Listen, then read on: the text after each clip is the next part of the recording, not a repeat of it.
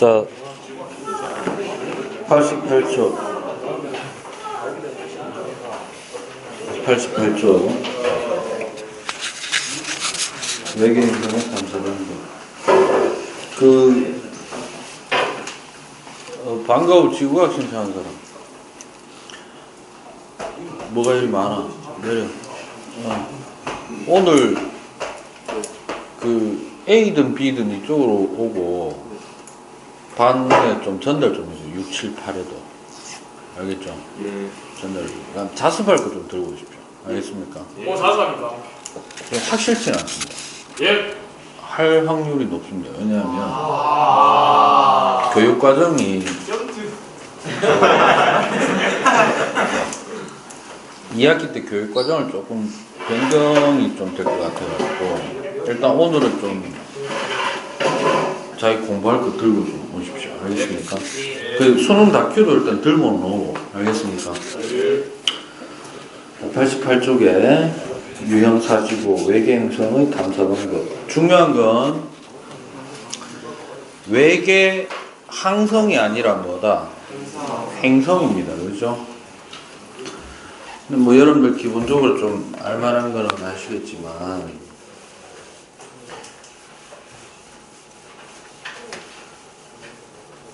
태양계 바깥쪽에 있는 다른 태양계가 있는지 보는 거죠. 왜 이렇게 외계 행성을 찾으려고 하는 겁니까? 생명체 존재. 또 새로운 발견. 그 왜? 지구가 멸망한다. 그러니까 지구와 똑같은 동일한 환경이 있느냐 이거죠.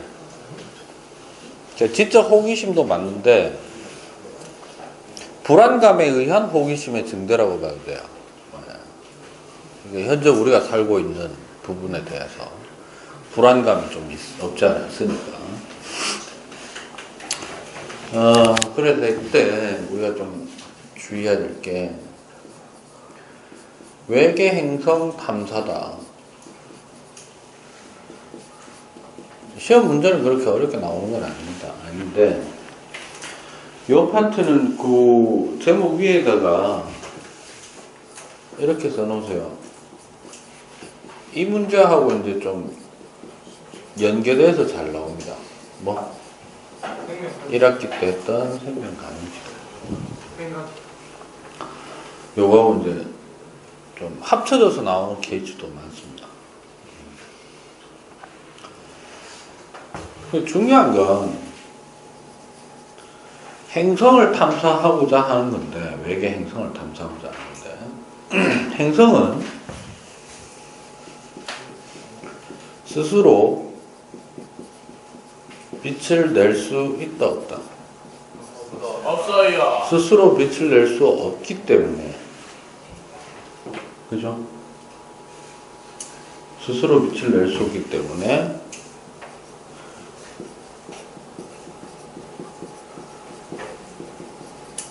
관측을 통해서 직접 감지할 수 있는 확률이 어떻다? 이게 대단히 낮습니다. 그러니까 태양계 바깥에 있는 별들 있죠. 항성. 항성을 보는 것도 때로는 망원경 가지고 보는 게 어려운 경우도 있기 때문에 스스로 빛을 내지 못하는 행성을 찾아내기는 직접 감지하기 되게 힘들어요. 그래서 대부분이 간접적인 방법입니다. 뭐라고요? 그럼 결국 누구를 찾느냐 하면 외계 행성을 찾긴 찾는데 일단은 뭘 찾느냐 하면 외계 항성을 찾는 겁니다. 근데 외계 항성이라고 그러면 이제 밤하늘의 별이잖아, 맞죠? 그럼 아무나 다 쳐다보나? 다 찾는 게 아니라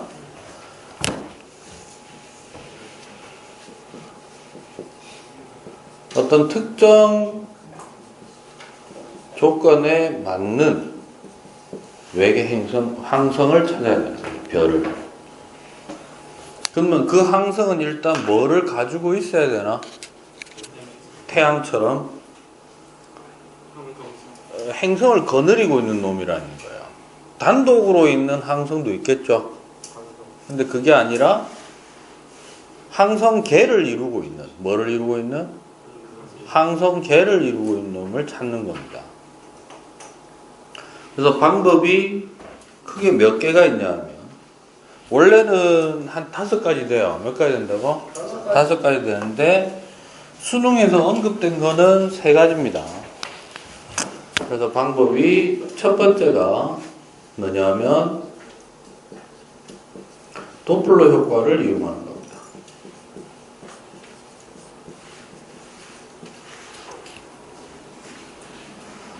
그 다음에 두 번째가 비교적 이제 이게 좀 직접적에 가까운 건데, 식현상의 주기를 이용하는 방법이 있고요. 그 다음 세 번째, 중력 렌즈 현상을 이용하는 방법이 있다.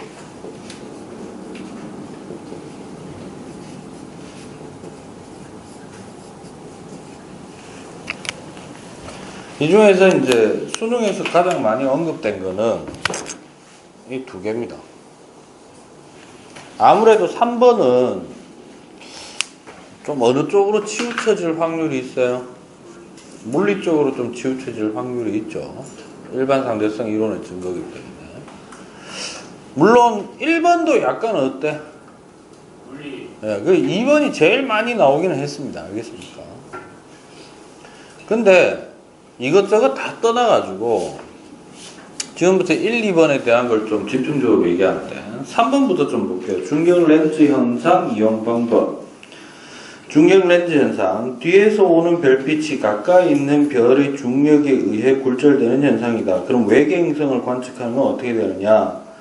렌즈 역할을 하는 별 주위를 행성이 공전하면 뒤쪽의 별빛은 행성에 의해 추가적인 미세의 밝기 변화가 나타난다 라고 되어 있죠. 됐어요? 별건 없어요. 알겠습니까? 얘는 그러니까 설명을 뭐 아주 자세하게 원리적으로 접근하는 거는 아니다 이 말이야. 됐냐?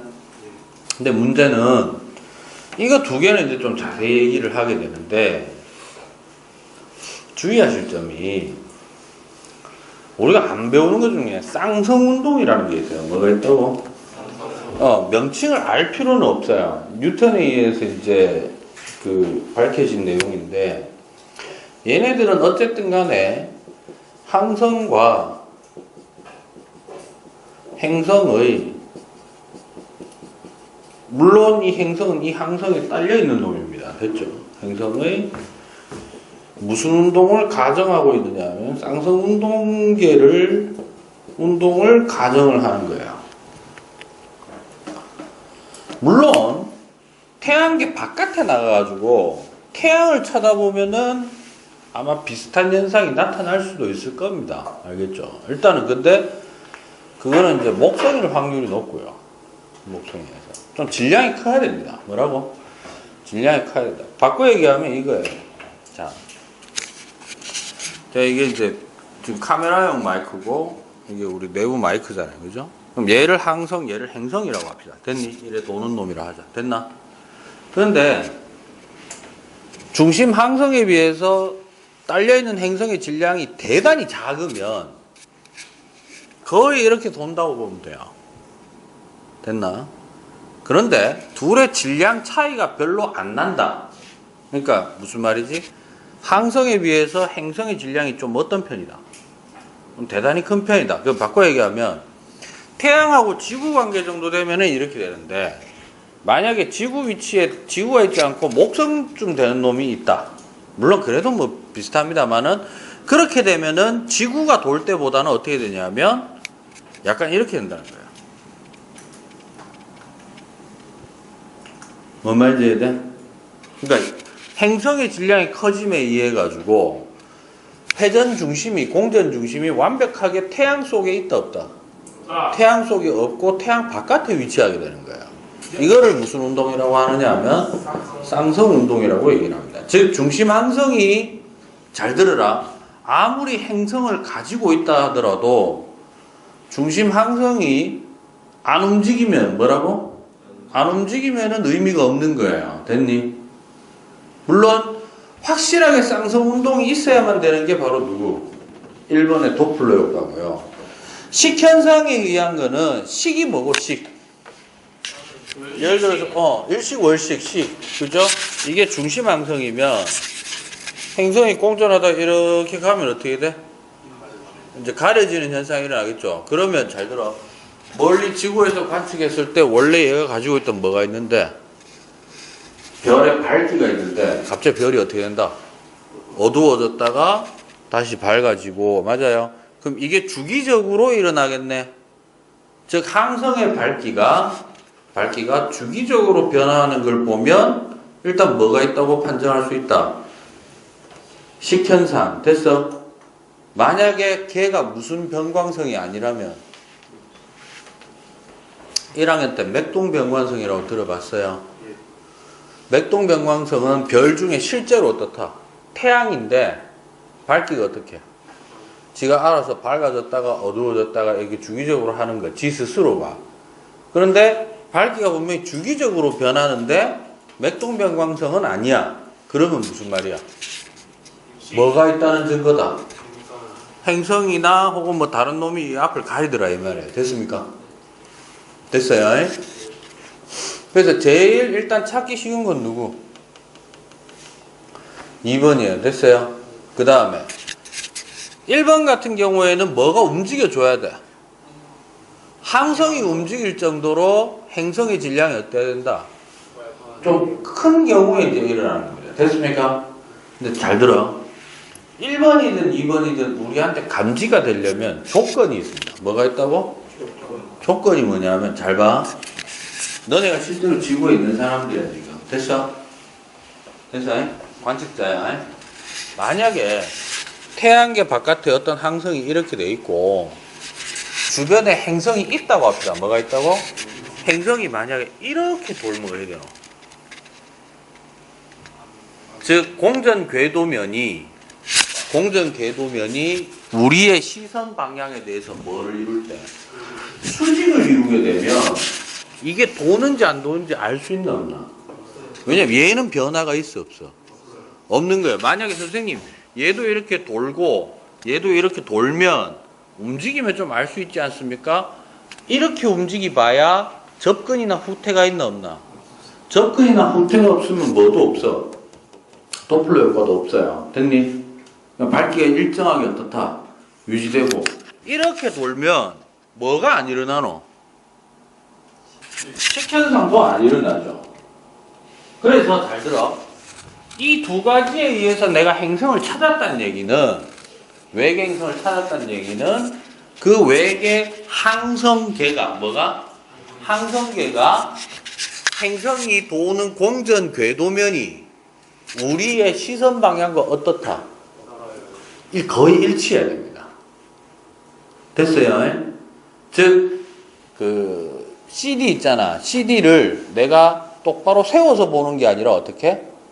옆으로 눕혔을 때 일직선처럼 보이는 그러한 관계가 되어야만, 공전 궤도면이 그러한 관계가 되어야만 어떻게 된다? 뭐 이걸 보든 1차적 조건이 만족이 되는 거야. 됐습니까? 됐냐? 그럼 이때 도플러 효과를 일으키는 거는 누가 도플러 효과를 일으키는 건데? 도플러 효과가 뭡니까? 일단 누가 필요해? 도플러 효과를 보는 관측자가 있어야 되고요. 맞아요? 두 번째는요, 광원이 있어야 됩니다. 그러니까 원래는 파원이에요. 뭐라고? 빛이든 소리든 어떤 파동의 근원체. 됐나? 그리고 그 광원이 어떤 방향에 대해서, 앞으로 이런 건 좀 약속을 합시다. 관측자가 바라보는 방향을 직선으로 쭉 그었다고 합시다. 됐어요? 그럼 이 위에서 이래 움직이는 거를 시선 방향의 움직임이라고 얘기를 한다. 뭐라고 한다고? 그러면 잘 들어. 이 방향에 대해서 이렇게 하면 뭐고? 90도지. 이것도 뭐고? 90도, 이것도 90도, 이것도 90도지. 즉, 내 시선 방향에 대해서 수직한 면으로 움직이는 방향은 전부 뭐냐면 접선 방향이라고 합니다. 뭐라고 한다고? 접선. 됐나? 그럼 이래 된다. 시선 방향의 움직임이 있을 때만 뭐가 생긴다? 도플러 효과가 생깁니다. 그래서 접근하게 되면 어디 되노? 원래 빛의 파장이 어떻게 된다? 짧아지는 효과가 나타나고 멀어지면 길어집니다. 됐어요? 그걸 적색편이라고 하죠. 됐어? 그럼 잘 들어. 우리가 쌍성운동이라는 것은 이런 거예요. 위에서 봤을 때, 뭐에서 봤을 때? 위에서 봤을 때, 자, 중심 항성이 있으면, 그 다음에 여기에 행성이 여기 이렇게 있다고 합시다. 됐습니까? 됐나? 근데 이때 잘 들어. 얘가 충분히 질량이 크면 두 개의 질량 중심이 이 안에 있는 게 아니고, 뭐 이런 데 있을 수 있다. 이 말이에요. 됐니? 그러면, 항성은 요 길이를 중심으로, 행성은 이 길이를 중심으로 해서 각각 뭐 한다? 공전을 하게 되는데, 뭐 하게 된다고? 공전을 하게 되는데, 그럼 이래 되는 거예요. 항성이 이런 형태로 한 바퀴 도는 동안, 행성 역시 같은 방향으로, 행성 역시 어떻게 되느냐 하면은 조금 더 큰 궤적으로 이렇게 한 바퀴 돌게 됩니다. 됐습니까? 주의할 점. 행성이 한 바퀴 돌 때랑 항성이 한 바퀴 돌 때랑 걸리는 시간은 같습니다. 예. 즉 쌍성운동은 공전하는 동안에 각속도가 동일합니다. 뭐가 동일하다고? 각속도. 둘 다 회전하는 각속도가 동일합니다. 그럼 예를 들어서 이 말이네. 봐라. 항성, 행성. 예를 들어서 행성이 90도만큼 돌면 누구도? 항성도 90도만큼 여기 와야 된다. 이 말이야. 됐어요? 그 다음 각각 180도. 그 다음에 다시 어떻게? 또 270도. 이렇게 되는 거예요. 됐니? 됐어요? 그럼 잘 들어. 지금부터 진짜 중요한 거예요. 적색 편의가 일어났습니다. 뭐가 일어났다고? 얘가 적색 편의가 일어났다라는 말은 멀어졌다. 누가 멀어진 거야?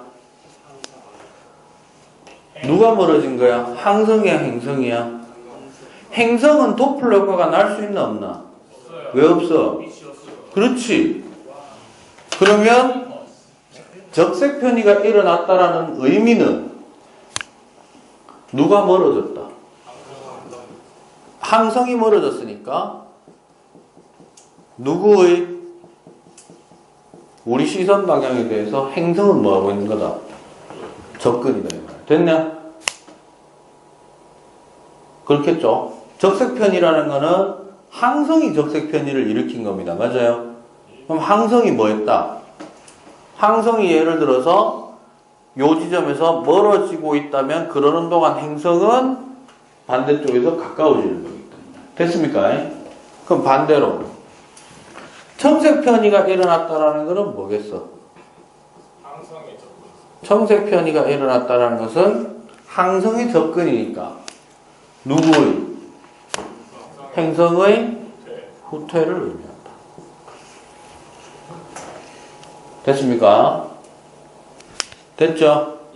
요것만 좀 주의를 하시면 될 것 같습니다. 자, 다시 한번 정리하면 외계 행성을 탐사하는 방법은 크게 몇 가지가 있다? 세 가지가 있다. 1차적으로는 행성을 바로 감지할 수 있는 방법은 없습니다. 대부분 뭐를 일단 감지하려고 한다? 어떤 특정 조건에 맞는 항성을 찾으려고 하는 거다. 그 항성은 단독으로 존재하는 게 아니라 항성계를 이루고 있는 놈이어야 되고. 맞습니까? 그러면 그 특정 조건이라는 게 결국 우리가 찾고자 하는 방법 세 가지에 해당하는 겁니다. 됐죠? 첫 번째가 도플러 효과를 이용하는 게 있고, 이때 도플러 효과의 주체는 누구다? 행성이 도플러 효과를 일으킬 수는 없다. 도플러 효과를 일으키는 건 항성이고, 항성이 가만히 있는데 도플러 효과를 일으킨다라는 것은 거느리고 있는 행성이 있다라는 증거도 된다 이 말이죠. 이해됐습니까? 그래서 행성이 접근하는 건지 멀어지는 건지, 기왕이면 도플러 효과를 일으키면서 뭐까지 일어나면 더 좋을까요? 식현상까지 일어난다면은 뭐를 알 수 있냐면, 식현상을 알면요, 거기 하나 적어놓을까요? 식현상을 알면 식현상 주기를 통해서, 뭐를 통해서? 밝아지고 어두워지는데, 밝아지고 다시 밝아지는 데까지 걸리는 시간을 이용해서 뭘 구할 수 있냐면 행성의 크기를 구할 수 있습니다. 물론 행성의 질량도 구할 수 있어요. 그리고 또 하나, 행성이 항성으로부터 얼마나 떨어져 있는지도 알 수 있습니다. 그러면 잘 들어, 항성의 밝기를 통해서, 뭐를 통해서? 항성의 밝기를 구했다. 그러면 누구하고 비교를 할까? 항성의 밝기를 구해내면은 누구랑 비교를 할까? 태양하고 비교하면은 그 항성이 가질 수 있는 뭐가 나오게 된다? 생명 가능지대가 계산이 되고요. 됐나? 이때 식현상을 일으키고 있는 행성이 항성으로부터 얼마만큼 떨어져 있는가를 계산하면은 그 행성이 어디에 들어있는지 여부를, 그 항성이 만들어 놓은 생명 가능지대 안에 있는지 여부를 파악할 수 있다. 이렇게 되는 겁니다. 최근에 너네 뉴스는 좀 잘 많이 안 보죠? 최근에 과학적으로 관련해서 뉴스 중에 뻑하면 나오는 게 이겁니다. 외계 행성 케플러 238 뭐 이런 거 있거든요. 찾았는데 생명 가능지대 안에 있는 것으로 뭐 보여진다는 둥 있다는 소리 합니다. 됐습니까? 기사에 처음부터 생명 가능지대란 말이 나올까 안 나올까? 안 나와요. 왜? 일반인들은 생명 가능지대가 뭔지도 잘 몰라. 알았어? 교과서에 언급되기 시작한 것도 이 교과서가 처음이에요. 여러분들이 배우고 있는 지금 지구와 원이. 됐나? 근데 처음에는 막 이러죠. 생명 가능성이 아주 존재 가능성이 높은 뭐 행성을, 외계 행성을 찾았니 많이 있다는 소리 하거든. 그게 나중에 뒤에 읽어보면은 생명 가능지대 안에 있다라는 거지. 기자들도 병신 같은 새끼들이 졸라게 많은 거야. 생명 가능지대 안에 있으면 생명체가 존재할 확률이 높다고 얘기하는 건 맞아 틀려? 맞아요. 그거는 맞긴 맞아. 그렇죠. 생명 가능지대 안에 있는 게 그래도 생명체가 존재할 확률은 높긴 높죠. 근데 정확하게는 뭐라고 얘기했어야 돼? 물이죠, 물. 물의 존재 확률을 직접적으로 따져야 되는 거죠. 그렇게 된다라는 거 좀 알아놓으시고. 그 다음에, 도플러 효과 이용을 하건, 식현상을 이용하건 간에, 요런 것이 관측될 수 있는 조건이 있다면은 어떤 거? 행성의 공전 궤도 면이 관측자의 시선 방향과 거의 나란해야 된다. 평행해야 된다. 알겠습니까? 야, 약간 예를 들어서 이렇게 도는 거면 어때? 봐봐. 약간 이렇게 도는 거면. 이렇게 도는 거면 시선 방향으로의 움직임이 있기는 있지. 이렇게 있기 때문에. 그래서 실제 이 대각선 궤적을 뭐로? 정사형이라고 합니까? 그러니까 실제로는 이렇게 움직이는데 요 평면으로 내려가지고 정사형으로 이제 놓고 계산을 하게 됩니다. 시선 속도를. 벡터 열심히 해라. 벡터가 사실 되게 많이 써요. 이공계열은. 벡터가 많이 쓰이지. 기하를 의미하는 게 아니라 벡터가 많이 쓰이는 겁니다. 알겠습니까? 벡터의 의미는 고등학교 때 사실 확 와닿기 어렵습니다. 좀 어렵고 살다 보면 그게 좀 필요한 곳이 있구나라는 걸 느끼는데, 벡터 열심히 하시고 그다음 확률 통계 열심히 하시고. 알겠어요? 미적은 공식 몇 개만 외우면 됩니다. 왜요? 의미만 기억하면 됩니다. 미분의 의미가 뭔데? 쉽게 얘기하면 미분의 의미가 뭡니까? 기울기 구하는. 그래, 기울기 구하는 겁니다.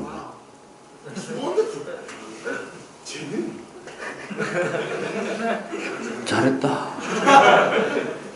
적분은요? 넓이 구하는. 넓이 또 부피. 알겠습니까? 그러니까 그 의미를 기억하고 있는 게 되게 중요합니다. 실제로 제가 봤을 때 이공계열에서 필요한 거는 확률 통계적인 지식이 많으면 많을수록 빅데이터를 다룰 수 있는 능력이 좋아집니다. 그렇겠죠. 그 빅데이터가 나왔을 때 그래프화 했다. 그래프 해석 능력은 미적분이 좀 필요한 거예요. 그 다음에 통계론적인 게 좀 필요하고. 됐습니까? 그 다음에 실제로 이제 공학적인 측면은 벡터가 훨씬 더 많이 쓰인다고 보여집니다. 그렇게 해서 그 외계 행성의 탐사 방법 요거 여러분들 좀 정리를 좀 하시면 되겠습니다. 됐죠? 됐습니까? 예.